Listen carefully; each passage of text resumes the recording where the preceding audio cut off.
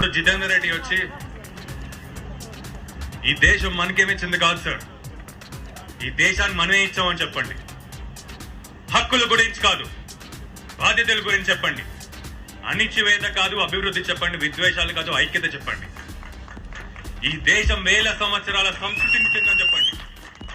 మనిషి ఎట్లా బతకాలనే జీవన విధానాన్ని ఇచ్చిందని చెప్పండి. పోరాటాలు కాదు, టెక్నాలజీతో పోటీపడి ప్రపంచాన్ని ఎలా ఏలాలో చెప్పండి.